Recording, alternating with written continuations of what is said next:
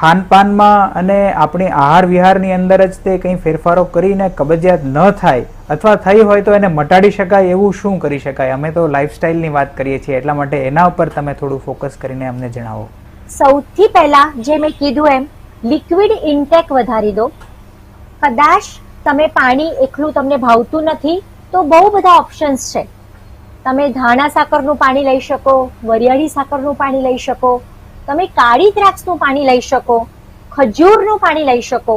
આ બધા જ અલગ અલગ ઓપ્શન્સ છે કે અલગ અલગ ફોર્મમાં પાણીનો ઇન્ટેક મેનેજ કરો. કમ્પલસરી જો કબજિયાત તમને થોડું ઘણું છે તો કમ્પલસરી લેવા જેવી 3-4 વસ્તુ સજેસ્ટ કરું છું. 15 થી 20 કાળી દ્રાક્ષ રાત્રે પાણીમાં પલાળી દો. સવારે ફૂલી જાય એટલે એને બ્લેન્ડ કરી અને બધું જ પી જાઓ. એવી રીતે સવારે પાછી કાળી દ્રાક્ષ પાણીમાં પલાળી દો અને રાત્રે પાછું એને બ્લેન્ડ કરીને પી જાઓ. કાળી દ્રાક્ષનું પાણી રેચક, માઇલ્ડ મૃદુ રેચક કહી શકાય કાળી દ્રાક્ષને. એટલે કાળી દ્રાક્ષના પાણીથી થોડુંક તમારું પેટ સાફ થવાની ટેન્ડન્સી થોડીક વધી જશે. એટલે પહેલો ઉપાય થયો કાળી દ્રાક્ષનું પાણી. બીજો ઉપાય છે રાત્રે સૂતી વખતે 1 ગ્લાસ ગરમ ગાયનું દૂધ અને એમાં 3 થી 4 ચમચી ગાયનું ઘી નાખીને પી જાઓ. ગાયના ઘીથી ક્યારેય કોલેસ્ટ્રોલ વધતું નથી. હું આવું કહું ને એટલે સામેથી મારા દર્દીઓ પ્રશ્ન પૂછે, બેન વજન તો નહીં વધી જાય ને? એટલે મારે કહી દેવું પડે કે ભાઈ ગાયનું ઘીમાં સર્વશ્રેષ્ઠ ગાયનું ઘી છે.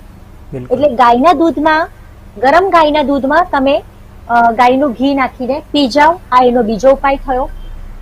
ત્રીજો ઉપાય છે કે રોજ સવારે ઉષાપાન, અમારામાં કીધું છે ઉષાપાન. સવારે ઉઠીને ખાલી પેટ ખાલી હોય ત્યારે 2 થી 3 ગ્લાસ ગરમ પાણી સવારમાં પી જવું. એનાથી પણ કબજિયાતમાં ખૂબ સારું પરિણામ મળશે. અને રોજ અડધો કલાક વોકિંગ. આ ચોથી વસ્તુ મેં કીધી. એક ઇનોસન્ટ ઉપાય, આમળાની સિઝન છે, બરાબર છે, જોઈએ એટલા લીલા આમળા મળે છે. રોજના 2 આમળા ક્યાં તો એનો રસ પી લો, ક્યાં તો એને કટ કરીને ધીમા તાપે બાફવા માટે મૂકી દો. 5 જ મિનિટમાં બફાઈ જશે. થળીઓ કાઢીને બ્લેન્ડર ફેરવી અને બાફેલું આમળું પી જાઓ. બાફેલા આમળા એમને પણ સારા લાગે, એ પણ તમે ખાઈ શકો.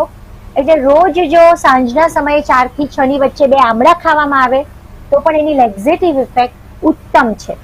ફાઇન, આમળા નથી અવેલેબલ અથવા તો નથી ભાવતા, એ સંજોગોમાં ફાઇબ્રસ ફ્રૂટ્સ તમે લઈ શકો.